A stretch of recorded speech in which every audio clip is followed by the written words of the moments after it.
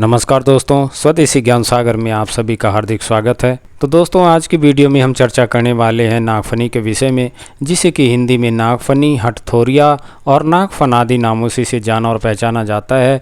और इसे पंजाबी में छित्तरथोर, नेपाली में इसे सियुंदी भेद कहा जाता है और अंग्रेजी में इसे स्लीपर थॉर्न कहा जाता है। आपके क्षेत्र में इसे क्या कहते हैं, कमेंट में अवश्य बताइएगा। और अगर इसकी बात करें तो भारत के यह बाग बगीचों के किनारे, सूखे स्थानों में और खेतों के किनारे या मेड़ों पर इसे घेर के रूप में लगाते हैं। वीरानी जगहों पर भी इसे देखा जा सकता है। इसके कांटे बड़े ही नुकीले होते हैं। रेलवे लाइनों के किनारे भी यह देखने को मिल जाते हैं। इसकी दो जातियाँ होती हैं, एक गोलाकार तो दूसरी लंबी नाक के फन की तरह प्रतीत होती हैं। इन दोनों की पहचान नागफनी के नाम से ही है। गोलाकार के फूल पीले रंग के होते हैं तथा लंबे फन वाले के फूल लाल रंग के होते हैं। वैसे दोनों के गुण समान ही होते हैं। तो चलिए अब बात करते हैं इसके गुणों के बारे में।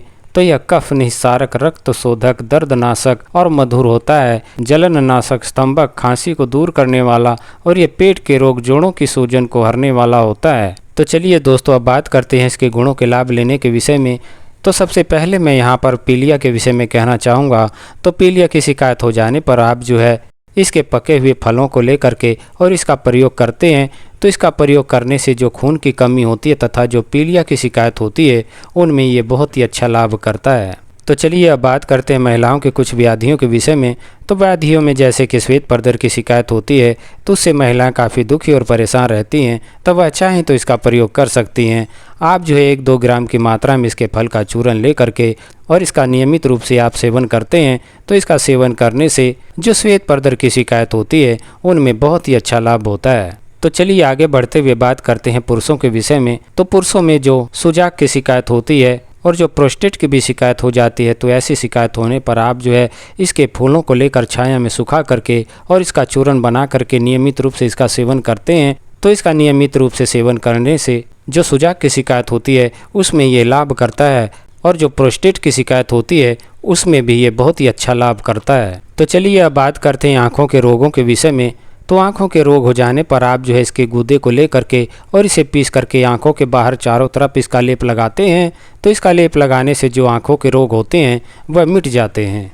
तो चलिए अब बात करते हैं जोड़ों के दर्दों के विषय में। तो दोस्तों, जैसे कि जोड़ों में दर्द की शिकायत हो और वहाँ पर जलन और सूजन की भी शिकायत हो जाती है, तो ऐसी शिकायत होने पर आप जो है नागफनी के पत्तों को ले करके और इन्हें अच्छी तरह से पीस करके इनको जोड़ों पर इसका लेप लगाते हैं, तो इसका लेप लगाने से जो दर्द और जलन और सूजन की शिकायत होती है वह मिट जाती है। तो चलिए अब चर्चा को आगे बढ़ाते हुए बात करते हैं त्वचा रोगों के विषय में। तो जैसे कि दाद खुजली की शिकायत हो जाती है, तो उसमें आप जो है इसके पत्तों को ले करके और इन्हें बारीक पीस करके इन्हें आप वहाँ पर लगाते हैं, तो इसके लगाने से जो दाद खुजली की शिकायत होती है और जितने भी चर्म रोग के विकार होते हैं उनमें ये बहुत ही अच्छा लाभ करता है। तो चलिए अब बात करते हैं फोड़े के विषय में। तो दोस्तों, जैसे कि फोड़ा हो जाता है और वह पका ना हो और उसमें काफ़ी दर्द और जलन की भी शिकायत हो रही है और उसका मुंह ना खुला हुआ हो, तो उसे जल्दी पकाने के लिए आप जो है इसके पत्तों को ले करके और इन्हें पीस करके और थोड़ा सा गर्म करके इसको वहाँ पर बांधते हैं, तो इसके बांधने से जो फोड़ा होता है वह जल्दी ही पक कर फूट जाता है। तो चलिए अब बात करते हैं जलन के विषय में।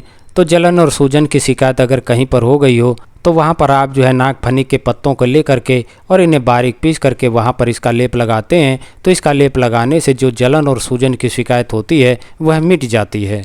तो चलिए अब बात करते हैं रक्तपित्त के विषय में।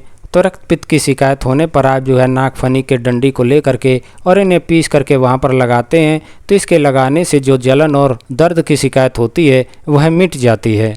तो चलिए अब बात करते हैं दमा और खांसी के विषय में। तो दमा और खांसी की शिकायत हो जाती है, तो उसमें 1-2 ग्राम की मात्रा में आप जो है नागफनी के फलों के चूर्ण को ले करके और इसका नियमित रूप से सेवन करते हैं, तो इसका नियमित रूप से सेवन करने से जो दमा और खांसी की शिकायत होती है और साथ में जो काली खांसी की भी शिकायत होती है उनमें ये बहुत ही अच्छा लाभ करता है। तो आशा करता हूँ कि मेरा ये वीडियो आपको पसंद आया होगा। मेरा ये वीडियो आपको पसंद आया तो कृपया करके इसे लाइक, शेयर और सब्सक्राइब करना ना भूलें। साथ ही बेल आइकन को भी प्रेस कर लें ताकि आने वाली हर वीडियो आप तक पहुँचती रहे। तो आपके स्वास्थ्य की कामना के साथ अब मैं आपसे विदा चाहूँगा। नमस्कार, जय हिंद, जय भारत।